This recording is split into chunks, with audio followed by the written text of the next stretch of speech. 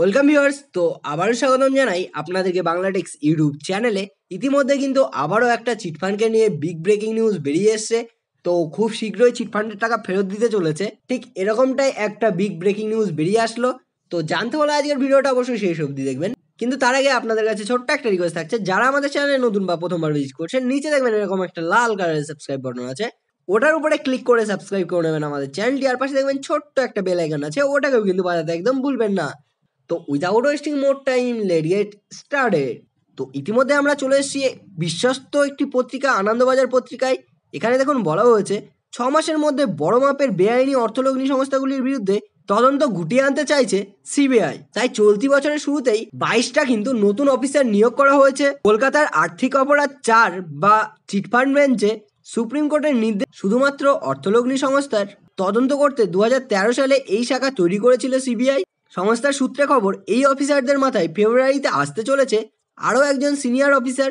তাদের হাতে বাছাই করা 5টি অর্থলগ্নি সংস্থার চার্জশিট দেয়া হবে। এসব সংস্থার সাথে যুক্ত প্রভাবশালীদের নামও থাকার কিন্তু ওতে সম্ভাবনা রয়েছে। সংস্থায় এক মুখপাত্র বলেন, মুখ্যমন্ত্রী মমতা বন্দ্যোপাধ্যায়ের সরকারে রাজ্য সিবিআইয়ের তদন্তে জেনারেল কনসেন্ট প্রত্যাহার করে নিয়েছে। ফলে কেন্দ্রীয় কর্মীদের দুর্নীতির মামলা করার সুযোগ কমে গিয়েছে। আর্থিক অপরাধের ক্ষেত্রেও রাজ্যের সম্মতি ছাড়া এখন সিবিআই সরাসরি মামলা করতে পারছে না। ফলে ওইসব শাখায় সিনিয়র অফিসারদের চিটফান্ড বেঞ্চে বদলি করা হয়েছে। ওই মুখপাত্র জানান, 100 জন নতুন সাব ইন্সপেক্টর নিয়োগ করেছে। প্রশিক্ষণ পর্বের পর দেশের বিভিন্ন প্রান্তে তাদেরকে পাঠানো হবে। কলকাতায় চিটফান্ড বেঞ্চে এসেছে 22 জন নতুন অফিসার, 25 জন গিয়েছে মুম্বাইয়ে।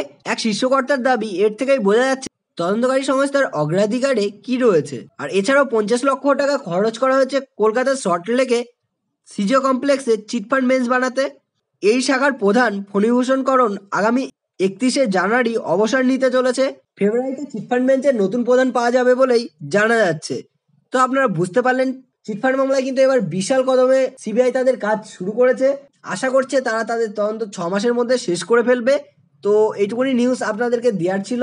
আমাদের উদ্দেশ্য ছিল কিন্তু আপনাদের কাছে লেটেস্ট নিউজটি পৌঁছে দেওয়ার। তো আশা করি আজকের ভিডিওটি আপনাদের ভালো লাগলো অবশ্যই একটা লাইক করবেন। যারা জানে না তার সাথে শেয়ার করতে একদম ভুলবেন না।